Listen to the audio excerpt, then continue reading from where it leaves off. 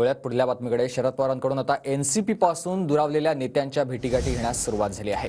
साखर संघाचे अध्यक्ष पृथ्वीराज जाचक यांनी पवारांची भेट घेतलेली आहे. आपण हे दृश्य बघतोय. शरद पवार यांची भेट घेतलेली आहे. साखर संघाचे अध्यक्ष आहेत. शरद पवारांकडून आता एनसीपी पासून दुरावलेल्या नेत्यांच्या भेटीगाठी घेण्यास सुरुवात झाली आहे. योगेश बोरसे माझे सहकारी आपल्याला अधिक माहिती देतात. योगेश,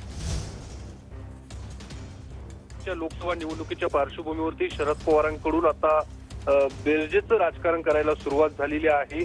जे राष्ट्रवादीपासून दुरावलेले नेते होते, पदाधिकारी होते, त्यांना पुन्हा एकदा राष्ट्रवादीमध्ये अर्थात शरद पवार गटात आणण्याचे प्रयत्न हे शरद पवारांकडून सुरू झालेले आहेत. त्यातलाच एक प्रकार अर्थात पृथ्वीराज जाचक जे 2021 पासून राष्ट्रवादीपासून दुरावलेले होते आणि 2004 मध्ये त्यांनी बारामती लोकसभा मतदारसंघात शरद पवारांच्या विरोधातच निवडणुकी आणि आता त्यांना पुन्हा जवळ करण्याचे प्रयत्न हे शरद पवारांकडून होताना दिसत आहेत. काल बारामतीतल्या गोविंद बागेत पृथ्वीराज जाचक आणि त्यांचे पुत्र कुणाल जाचक यांनी शरद पवारांची भेट घेतलेली आहे.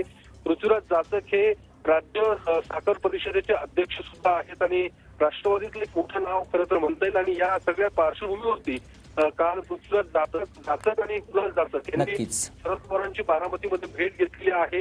या भेटीची सध्या राजकीय वर्तुळात चर्चा सुरू असल्याचं बोललं जातंय. कारण 2024 मध्ये सगळ्या नेत्यांची शरद पवारांना गरज असणार आहे. त्यामुळे इंदापुरात सुद्धा या पृथ्वीराज जाचक यांचं एक मोठं वलय आहे. त्यामुळे त्यांना जवळ करण्याचे प्रयत्न शरद पवारांकडून होताना दिसतात. बरोबर. धन्यवाद तुम्ही दिलेल्या सविस्तर माहितीसाठी.